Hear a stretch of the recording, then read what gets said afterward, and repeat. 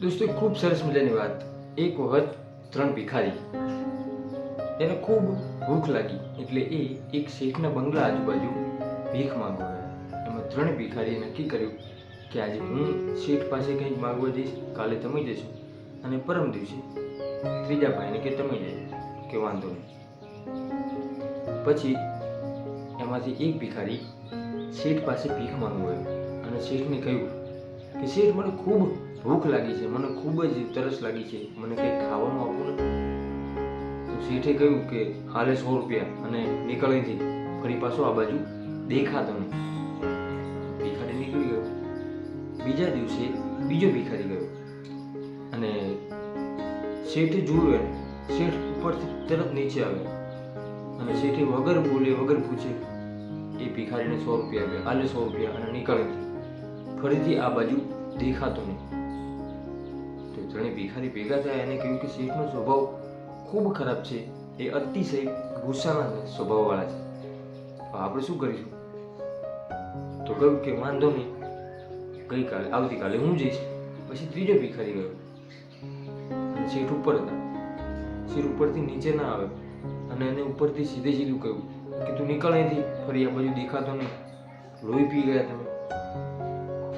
ત્યારે ત્રીજા ભિખારીએ શેઠને એવું કહ્યું કે શેઠ, હું તમારી પાસે કંઈ માંગવા નથી આવ્યો, હું માત્ર ને માત્ર તમારો ઉપકાર માનવા આવ્યો છું।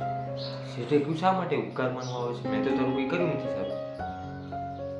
ત્યારે ત્રીજા નંબરના ભિખારીએ એવું કહ્યું કે તમે જે 2 દિવસ 2 વ્યક્તિઓને જે 100 રૂપિયા આપ્યા અને જે તમે અમને દાન કર્યું, એમાંથી અમે ખાવાનું લાવી અને ત્રણેય ભેગા મળી અને ખાધું। અમે બધા એક જ હતા, અમે બધા ભેગા હતા, એટલે અમારું પેટ એમાં ભરાયું, એટલે હું તમારો ઉપકાર માનવા આવું છું। શેઠને થયું કે વાહ, આજ પહેલી વાર કોઈ વ્યક્તિ એવું છે જે ઉપકાર માનવા આવ્યો છે સામેથી। શેઠે આને કહ્યું કે એક કામ કરો, તમે હવે બધા ત્રણ મારી ભેગા જ રહી લો અને મારી સાથે કામ કરો અને મારી સાથે ખાઓ પીઓ અને જલસા કરો, તમારે ક્યાંય ભીખ માંગવાની જરૂર નથી। તો ભિખારીએ શેઠને કહ્યું, એવું શા માટે? તમે એમને ઓળખતા નથી ને સીધે સીધું આટલો ઉપકાર અમારી માથે તમે કરો છો। ત્યારે એ શેઠે ભિખારીને કહ્યું કે આજનો જમાનો ખૂબ ખરાબ છે, એમાં મારી એકવાર કરેલી મદદ તમે ઉપકાર માનવા આવ્યા છો, મતલબ તમે મારા ગણને, તમે મેં જે કર્યું છે એને ભૂલતા નથી। મારે આવા જ વ્યક્તિની જરૂર છે કે જે વ્યક્તિ ક્યારેય ભૂલે નહીં, ઉપકાર ક્યારેય ભૂલે નહીં। દોસ્તો, તમને નથી લાગતું કે આ વાત પરથી આપણે પણ શીખવું જોઈએ?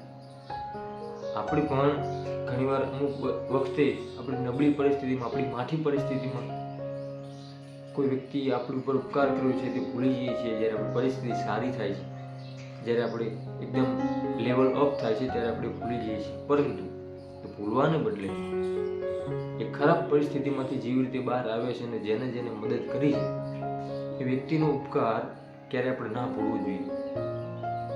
દોસ્તો, આ વાત જો તમને સાચી લાગી હોય તો વિડીયોને લાઈક ચોક્કસથી કરજો, ચેનલ પર નવા હોય તો ચેનલને સબસ્ક્રાઈબ કરજો અને આવા જ બીજા સરસ મજાના વિડીયો જોવા માટે આપણી યુટ્યુબ ચેનલ અને મારી વાતોને સબસ્ક્રાઈબ ચોક્કસથી કરજો।